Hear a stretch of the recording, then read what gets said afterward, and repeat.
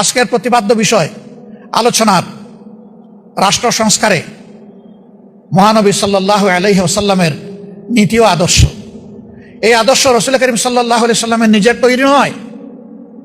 এই আদর্শ সিলেক্ট করে দিয়েছেন, তৈরি করে দিয়েছেন স্বয়ং আমাদের স্রষ্টা আল্লাহ রাব্বুল আলামিন।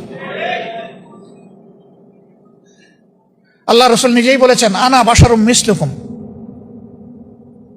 আমি মানুষের মতোই একজন মানুষ, তবে হ্যাঁ আমাদের মতো মানুষ না, উনি সকলের মধ্যে শ্রেষ্ঠ মানুষ। তফাৎ কি? তফাৎ হচ্ছে আমার কাছে ওহী আসে আর তোমাদের কাছে আসে না। আল্লাহ যা আমাকে হুকুম করেন আমি তাই মানি, এর বাইরে আমি কিছু করি না।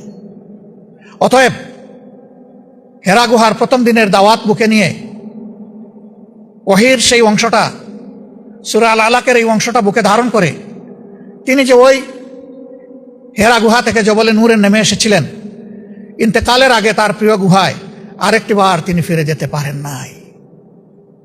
কেন পারেন নাই?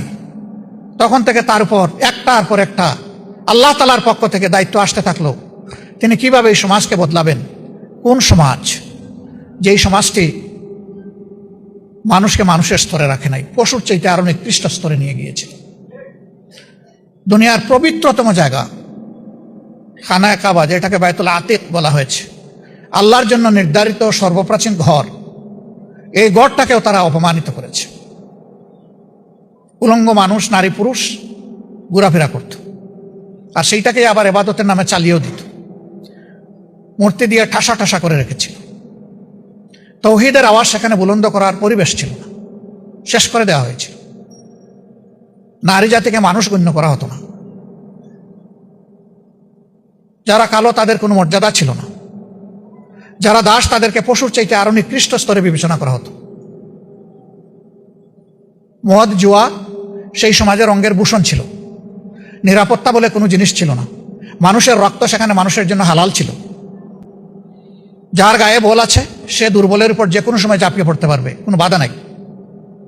সেই রকম একটি অসভ্য উচ্ছৃঙ্খল সমাজকে আল্লাহ তাআলা তার প্রিয় নবীর সোহবতে এবং তার হেদায়েতের মাধ্যমে দুনিয়ার সবচাইতে সভ্য জাতিতে পরিণত করেছিলেন। হযরতে ওমরের মতো মানুষ, তিনি বের হয়েছিলেন আল্লাহ রাসূলকে হত্যা করার জন্য। সেই হত্যাকারীকে আল্লাহ তাআলা ওই সফরে হেদায়েত দিয়ে দুনিয়ার একজন শ্রেষ্ঠ মানুষে পরিণত করলেন।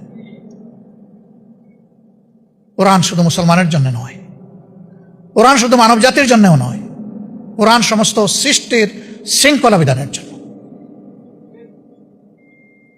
এই জন্য মানুষকে শুধু মানুষের উপর দায়িত্ব দিয়ে পয়দা করা হয়নি, মানুষকে পয়দা করা হয়েছে তামাম সৃষ্টির উপর শৃঙ্খলা বিধানের দায়িত্ব দিয়ে। তাই একটা অবুঝ প্রাণীর প্রতি একজন মানুষের কি আচরণ হবে সেটাও কিন্তু আল্লাহ তাআলা শিখিয়ে দিয়েছেন, কোনো কিছু বাদ রাখেন নাই। এই কোরআনী শাসন যেখানে যখন, অথবা ওহীর শাসন যেখানে যখন প্রবর্তিত হয়েছে, প্রতিষ্ঠিত হয়েছে, সেই সমাজের মানুষ শান্তি এবং সম্মান দুটি জিনিস পেয়েছে। আর যখনই আল্লাহর শিক্ষা থেকে মানব জাতি দূরে সরে গেছে, তখনই অশান্তি এবং অপমান তাদেরকে কাবু করে বসেছে। আজকে বাংলাদেশ সহ বিশ্বের অবস্থা এমনই। সম্মানিত ভাই ও বন্ধুগণ, এখানে যে সংস্কারের উপস্থাপনা করা হয়েছে এটি হচ্ছে পূর্ণাঙ্গ সংস্কার, এটা আংশিক নয়, যেটার মাধ্যমে মানব জাতির মানবজগতের আমূল পরিবর্তন ঘটবে।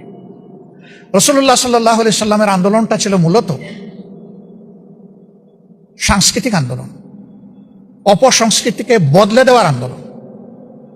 যে মায়ের জাতিকে মানুষ গণ্য করা হতো না, সেই মায়ের জাতিকে বসানো হয়েছে মায়ের সম্মানে। পিতার চাইতে 3 গুণ বেশি সম্মান দেওয়া হয়েছে তাদের।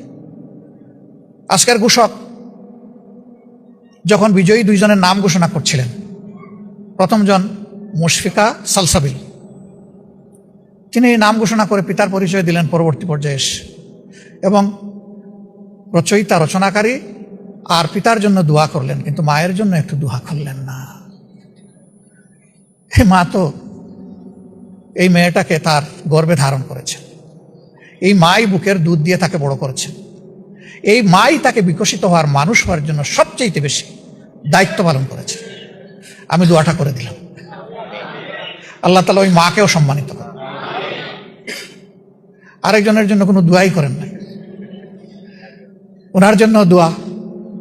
উনি ওনার পিতামাতা এবং সম্মানিত শিক্ষক মণ্ডলী মুশফিকারও সম্মানিত শিক্ষক মণ্ডলী, যারা মানুষ হওয়ার জন্য তাকে তিলে তিলে সাহচর্য দিয়েছেন, নার্চার করেছেন, আল্লাহ তাআলা তাদের সকলকে এই দুনিয়ায় এবং পরবর্তী জগতে আল্লাহ তাআলা সম্মানিত করুন।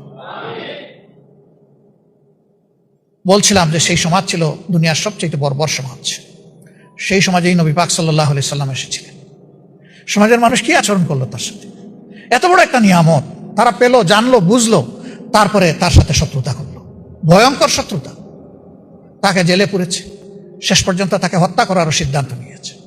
দফায় দফায় তার উপর শারীরিক আক্রমণ হয়েছে। আল্লাহ তাআলার ইচ্ছায়, নির্দেশে, ব্যবস্থাপনায় শেষ পর্যন্ত তিনি আপন জন্মভূমি ত্যাগ করলেন চোখের পানি ফেলে ফেলে। হায় মক্কা, হায় কাবা, তোমার সন্তানেরা আমাকে থাকতে দিল না বলেই তিনি মদিনায় প্রবেশ করেছিলেন। এই মজলুম মানুষটি আল্লাহ তাআলার সাহায্যে বিইজনিল্লাহ যখন মক্কায় ফিরে আসলেন, আল্লাহ তাআলা তাকে বিজয়ীর বেশে ফিরে আনলেন।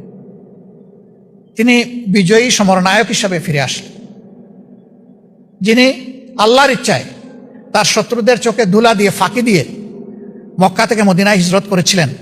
এমনকি রাস্তায় বিশ্রাম নিতে গিয়ে গুহায় আশ্রয় নিতে হয়েছিল।